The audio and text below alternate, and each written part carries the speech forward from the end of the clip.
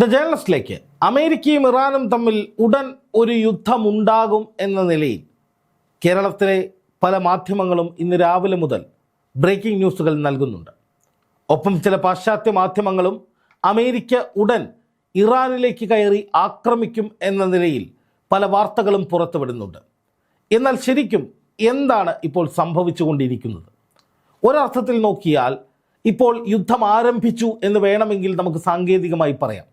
കാരണം എവിടെയാണോ അമേരിക്കയുടെ സന്നാഹങ്ങൾ ഉണ്ടായിരുന്നത് അവിടെ നിന്ന് ആ സന്നാഹങ്ങൾ യുദ്ധഭൂമിയിലേക്ക് നീങ്ങുകയാണ്. യുദ്ധഭൂമി എന്ന് പറഞ്ഞാൽ ഇറാൻ്റെ തീരമാണ് അമേരിക്കയെ സംബന്ധിച്ച് അവർ യുദ്ധഭൂമിയായി കാണുന്നത്.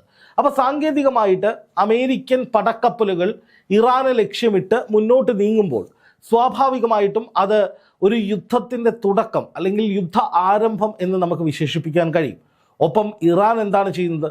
ഇറാൻ്റെ പല ബോട്ടുകളും, അതായത് ഇറാൻ കപ്പലുകളെ ആക്രമിക്കാൻ സജ്ജമാക്കി വെച്ചിട്ടുള്ള ബോട്ടുകൾ, അത് അമേരിക്കയുടെ എണ്ണക്കപ്പലുകളെ ലക്ഷ്യമിട്ടുകൊണ്ട് ഹോർമുസ് കടലിടുക്കിലേക്ക് നീങ്ങുന്നൊരു സാഹചര്യമുണ്ട്. അത് അമേരിക്കയോടുള്ള ഒരു പ്രത്യാക്രമണമായി സാങ്കേതികമായി പറയാം. അപ്പോൾ ശരിക്കും പറഞ്ഞാൽ അമേരിക്കയും ഇറാനും ആക്രമണ പ്രത്യാക്രമണങ്ങളുടെ തുടക്കമെന്ന നിലയിൽ, യുദ്ധത്തിൻ്റെ തുടക്കമെന്ന നിലയിൽ അവരവരുടേതായ ഓരോ സ്റ്റെപ്പുകൾ വെച്ചിരിക്കുന്നു. അതായത് അമേരിക്ക ഇറാനിലേക്ക് തങ്ങളുടെ പടക്കപ്പലുകളെ കൂടുതലായി അടുപ്പിക്കുന്നു. അതുപോലെ തന്നെ 40,000-ഓളം സൈനികരെ 8 രാജ്യങ്ങളിലെ സൈനിക കേന്ദ്രങ്ങളിൽ സജ്ജരാക്കി അവരോട് ഏത് നിമിഷവും യുദ്ധം തുടങ്ങാമെന്ന് പറയുന്നു. 13ഓളം കപ്പലുകളും 2 പടക്കപ്പലുകളുമാണ് അമേരിക്കയുടെ ആ വലിയ ശ്രേണിയിലുള്ളത്. അപ്പോൾ അവർ ഇറാനെ ലക്ഷ്യമാക്കി നീങ്ങുമ്പോൾ അവരുടെ യുദ്ധ മൂവ്മെൻറ്റിൻ്റെ തുടക്കമാണ്. അപ്പോൾ ഇറാൻ എന്താണ് ചെയ്യുന്നത്? ഇറാൻ ആ നീക്കത്തെ തടുക്കുന്ന വിധത്തിൽ, അല്ലെങ്കിൽ ആ നീക്കത്തിനോടുള്ളൊരു ചെറുത്തുനിൽപ്പ് അല്ലെങ്കിൽ അതിനുള്ളൊരു പ്രതികരണം എന്ന നിലയിൽ അവർ ഹോർമുസ് കടലിടുക്കിലൂടെയുള്ള അമേരിക്കയുടെ എണ്ണക്കപ്പലുകൾ തടയുന്ന നിലയിലേക്ക് നീങ്ങുകയാണ്. അപ്പോൾ അതൊരു വലിയ സന്ദേശമാണ്. ഏതെങ്കിലും തരത്തിൽ നിങ്ങൾ ഞങ്ങളെ ആക്രമിച്ചാൽ നിങ്ങളുടെ എണ്ണക്കപ്പലുകൾ അടക്കം കടലിൽ ഭസ്മമായി പോകുമെന്ന് പറയാതെ പറയുന്നൊരു നീക്കമാണിത്. അപ്പോൾ അങ്ങനെ ഒരു നീക്കത്തെയാണ് ഉടൻ യുദ്ധം എന്ന നിലയിലേക്ക് അന്താരാഷ്ട്ര മാധ്യമങ്ങൾ വിശേഷിപ്പിക്കുന്നതിനുള്ള കാരണം. ഇപ്പോൾ നമുക്ക് പറയുകയാണെങ്കിൽ നോക്കുക, അമേരിക്കയുടെ ഏറ്റവും പ്രധാനപ്പെട്ട 2 കപ്പലുകളാണ്. ഒന്ന് USS എബ്രഹാം ലിങ്കൺ, നമുക്കറിയാം 2 മാസത്തിലടുത്തായി അത് ഇന്ത്യൻ മഹാസമുദ്രത്തിലും അറബിക്കടലിലുമായി ഇറാൻ്റെ പുറത്ത് നീങ്ങുകയാണ്.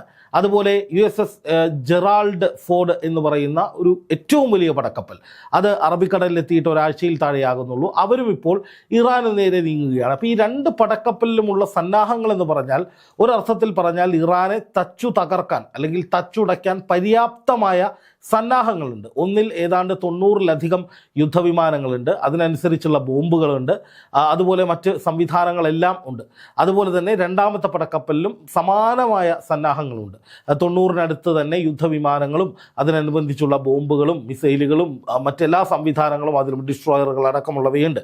ഒപ്പമുള്ള അനുബന്ധ 13 കപ്പലുകൾ എന്ന് പറയുന്നത് ഡിഫൻസിന് വേണ്ടിയിട്ടുള്ളതാണ്. അതായത് ഏതെങ്കിലും തരത്തിൽ ഇറാൻ്റെ ഭാഗത്ത് നിന്ന് മിസൈലോ ഡ്രോണുകളോ വന്നു കഴിഞ്ഞാൽ അവയെ തകർക്കാനും ഈ കപ്പലുകൾക്ക്, ഈ പ്രധാനപ്പെട്ട യുദ്ധ കപ്പലുകൾക്ക് സുഗമമായി തടസ്സമില്ലാതെ സഞ്ചരിക്കാൻ വേണ്ടിയിട്ടുമുള്ള ഒരു ഡിഫൻസ് ഒരുക്കുക എന്നുള്ളതാണ് പ്രധാനമായിട്ടും ആ കപ്പലുകളുടെ ജോലി. പക്ഷെ അതിൽ നിന്നും ഈ പറയുന്ന ആക്രമണങ്ങൾ നടത്താൻ സാധിക്കും. എന്തായാലും ഇത്തരത്തിൽ ഒരു ശക്തമായ നീക്കം അമേരിക്കയുടെ ഭാഗത്തു നിന്നുണ്ടാകുമ്പോൾ ഇറാൻ വെറുതെ ഇരിക്കുന്ന ഒരു സാഹചര്യമല്ല ഉള്ളത്. ഇറാനും അതിശക്തമായി തന്നെ തിരിച്ചടിക്കുന്ന കാഴ്ചയാണ് കാണാൻ സാധിക്കുന്നത്. ഇറാനെ സംബന്ധിച്ച് വളരെ ഗുരുതരമായൊരു സാഹചര്യം തന്നെയാണ് അമേരിക്കയുടെ യുദ്ധ നീക്കം എന്ന് പറയുന്നത്. അതൊരിക്കലും ഇറാൻ ഭയന്നുകൊണ്ടുള്ള ഒരു ഗുരുതര സാഹചര്യമല്ല. പക്ഷേ ഒരു യുദ്ധത്തിനെ നേരിടുക എന്നുള്ള സാഹചര്യം ഗുരുതരമായൊരു സ്ഥിതിവിശേഷമാണ്. അതല്ല എന്നാർക്കും പറയാൻ കഴിയില്ലല്ലോ.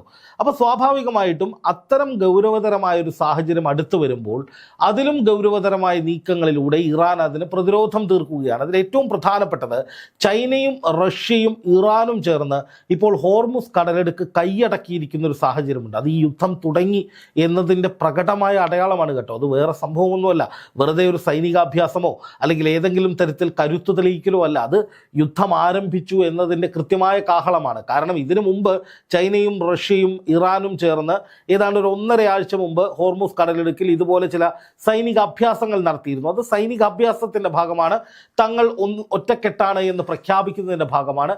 അതിനപ്പുറം അമേരിക്കയ്ക്കുള്ളൊരു മുന്നറിയിപ്പാണ്. പക്ഷേ ഇപ്പോൾ ഇവർ സംഘടിക്കുന്നത് യുദ്ധം തുടങ്ങി എന്ന് തിരിച്ചറിഞ്ഞിട്ട് തന്നെയാണ്. അതായത് അമേരിക്കയുടെ സൈനിക കപ്പലുകൾ ഇറാന് നേരെ നീങ്ങുമ്പോൾ ആ യുദ്ധത്തിലേക്കുള്ള പോക്ക് തന്നെയാണ്. അത് യുദ്ധം തുടങ്ങുന്ന സാഹചര്യമാണ്. അല്ലെങ്കിൽ തുടങ്ങിയ സാഹചര്യമാണ്. യുദ്ധം തുടങ്ങിയിട്ടില്ലെങ്കിൽ ഇരുവരും നിന്നിടത്ത് തന്നെ നിൽക്കണം. ഇവിടെ അമേരിക്ക മുന്നോട്ട് വരുമ്പോൾ സ്വാഭാവികമായിട്ടും ഇറാനും അപ്പുറത്ത് യുദ്ധാരംഭത്തിൻ്റെ സൂചനകൾ വ്യക്തമാക്കി അവരുടെ സംയുക്തമായ സൈനിക പടയെ നിലനിർത്തുകയാണ്. ഇപ്പോൾ ചൈനയുടെ വ്യോമസേനയുണ്ട്, അതുപോലെ തന്നെ കപ്പലുകളുണ്ട്, ബോട്ടുകളുണ്ട്, അവരുടെ യുദ്ധസന്നാഹങ്ങളുണ്ട്. റഷ്യയുടെ ഭാഗത്ത് നിന്ന് വലിയ സഹായങ്ങളുണ്ട്. റഷ്യയുടെയും സബ്മറൈനുകൾ അടക്കമുള്ളവ ഉണ്ട് എന്നാണ് ലഭിക്കുന്ന വിവരം. അപ്പോൾ അവരും ശക്തമായി തന്നെ നിൽക്കുന്നൊരു സാഹചര്യമുണ്ട്. അപ്പോൾ ഇങ്ങനെയൊരു സാഹചര്യം എന്ന് പറയുന്നത് അതീവ ഗൗരവതരമായൊരു സാഹചര്യമാണ്. ഇപ്പോൾ ഇറാനെ സംബന്ധിച്ച് അവർ ശക്തമാണ് എന്ന് തെളിയിക്കുന്നതിന് വേണ്ടി എല്ലാ ഘടകങ്ങളും തയ്യാറായിട്ടുണ്ട്. അമേരിക്ക വലിയ സന്നാഹങ്ങൾ ഒരുക്കി എന്ന് പറയുമ്പോൾ തന്നെ ഇറാനും ഇപ്പുറത്ത് അതിലും വലിയ സന്നാഹങ്ങൾ തയ്യാറാക്കിയിട്ടുണ്ട്. ഇറാൻ്റെ മുങ്ങിക്കപ്പലുകൾ തയ്യാറായിട്ടുണ്ട്.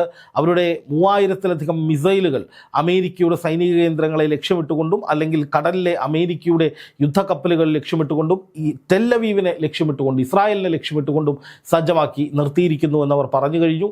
അതുപോലെ ആയിരക്കണക്കിന് ഡ്രോണുകൾ വിന്യസിക്കാൻ തയ്യാറായി നിൽക്കുകയാണ്. അതോടൊപ്പം നിരവധിയായിട്ടുള്ള മറ്റ് പ്രതിരോധ സംവിധാനങ്ങൾ ഇറാൻ്റെ തീരദേശത്ത് തീരമേഖലയിൽ വലിയ തോതിൽ ഡിഫൻസീവ് നെറ്റ്വർക്കുകളുണ്ട്. അതായത് ഈ പറയുന്ന മിസൈലുകൾ, കപ്പലുകൾ, മറ്റ് ആക്രമണങ്ങളൊക്കെ ഉണ്ടായിക്കഴിഞ്ഞാൽ അതിനെയെല്ലാം തകർക്കുന്ന വിധത്തിലുള്ള ഡിഫൻസ് നെറ്റ്വർക്കുകൾ അവർക്ക് തീരമേഖലയിലുണ്ട്. അത് തയ്യാറായിട്ടുണ്ട്. പിന്നെ ഹോർമുസ് കടലിടുക്ക് പിടിച്ചെടുക്കാനുള്ള നീക്കം ഇറാൻ തുടങ്ങുകയാണ്. അതിൻ്റെ സൂചനയായിട്ടാണ് അമേരിക്കയുടെ എണ്ണക്കപ്പൽ പിടിച്ചെടുക്കാനുള്ള ഒരു നീക്കം ഇറാൻ്റെ ബോട്ടുകൾ ഉപയോഗിച്ച് നടന്നത്. 8-ലധികം ബോട്ടുകൾ ഒരേ സമയം അമേരിക്കയുടെ എണ്ണക്കപ്പലിനെ വളഞ്ഞപ്പോൾ പേടിച്ചു പോയ അമേരിക്കൻ എണ്ണക്കപ്പൽ അതിവേഗത്തിൽ മറ്റൊരു ദിശയിൽ ഓടിച്ചുപോയി രക്ഷപ്പെടുകയായിരുന്നു. അത് ലക്ഷ്യത്തിലെത്തിയോ എന്തോ, എന്തായാലും അത് വിട്ടടിച്ചു പോകുന്ന ഒരു കാഴ്ചയാണ് കാണാൻ സാധിച്ചത്. സ്വാഭാവികമായിട്ടും യുദ്ധം ആരംഭിച്ചിട്ടുണ്ട്.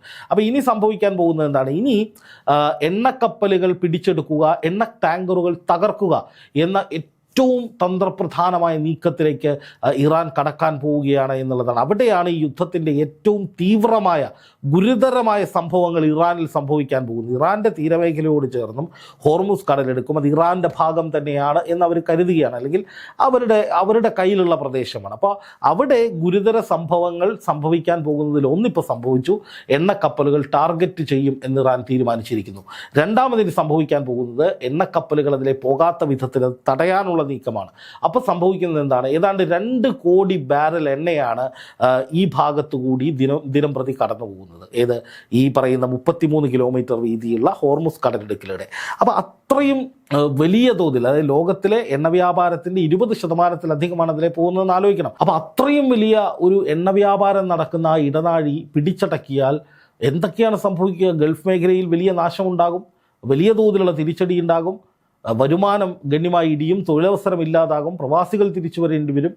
അതുപോലെ തന്നെ വലിയ തോതിലുള്ള പ്രത്യാഘാതങ്ങൾ, സാമ്പത്തിക മാന്ദ്യവും വിലവർധനയും പണപ്പെരുപ്പവും നമുക്ക് ജീവിക്കാൻ കഴിയാത്ത ഒരു വലിയ പ്രശ്നത്തിലേക്ക് പോകും. അപ്പോൾ ഇത് ഒരു മഹായുദ്ധത്തിൻ്റെ സാഹചര്യത്തിലേക്ക് പോകുമോ ഇല്ലയോ എന്നൊക്കെ കണ്ടറിയണം. പക്ഷേ ഒരു പ്രാദേശിക യുദ്ധം എന്ന നിലയിൽ ഇത് മാറിക്കഴിഞ്ഞിരിക്കുന്നു. ഇത് ഇറാൻ നേരത്തെ മുന്നറിയിപ്പ് നൽകിയതാണ്. അമേരിക്ക ഏതെങ്കിലും തരത്തിൽ യുദ്ധത്തിലേക്ക് പോയാൽ പ്രാദേശിക യുദ്ധം എന്ന് അവർ പറഞ്ഞു കഴിഞ്ഞതാണ്. ഇപ്പോൾ അതിന് പിന്നാലെ ഇപ്പോൾ ഇത്രയും വലിയ നീക്കങ്ങൾ ഉണ്ടാകുന്നു. വലിയ തോതിൽ ലോകത്തെ മുഴുവൻ തകർക്കുന്ന സാമ്പത്തിക പ്രത്യാഘാതങ്ങൾ, വ്യാപാര മേഖലയുടെ തകർച്ചയടക്കം നിരവധി പ്രത്യാഘാതങ്ങളിലേക്ക് വിരൽ ചൂണ്ടുന്ന ഭീകരമായ സാഹചര്യമാണ് ഇപ്പോൾ ഉണ്ടായിരിക്കുന്നത്. അതുകൊണ്ട് തന്നെ യുദ്ധം തുടങ്ങിയിരിക്കുന്നു എന്നുള്ളത് ഒരു സംശയവുമില്ല. യുദ്ധം തുടങ്ങിക്കഴിഞ്ഞിരിക്കുന്നു. ഇനി അതെങ്ങനെ പിടിച്ചുകെട്ടാം, വ്യാപിക്കാതെ പിടിച്ചുകെട്ടാൻ കഴിയും എന്നുള്ളതിനെ ആശ്രയിച്ചിരിക്കും കാര്യങ്ങൾ. അത് അമേരിക്കയുടെ പിടിവാശി അവർ ഉപേക്ഷിക്കാത്തിടത്തോളം കാലം ആ യുദ്ധം ഭീതിജനകമായ വിധത്തിൽ, നമ്മളെല്ലാം ബാധിക്കുന്ന വിധത്തിൽ വ്യാപിക്കാനുള്ള സാധ്യതയാണ് തെളിയുന്നത്. തുടങ്ങിക്കഴിഞ്ഞാൽ വളരെ വേഗം നിർത്താൻ കഴിയാത്ത ഒന്നായി കൂടി ഈ പ്രാദേശിക സംഘർഷം, അല്ലെങ്കിൽ ഈ മേഖലയിലെ, പശ്ചിമേഷ്യയിലെ ഇപ്പോഴത്തെ യുദ്ധ സാഹചര്യം മാറുമെന്നുള്ളതും സംശയമില്ലാത്ത കാര്യമാണ്.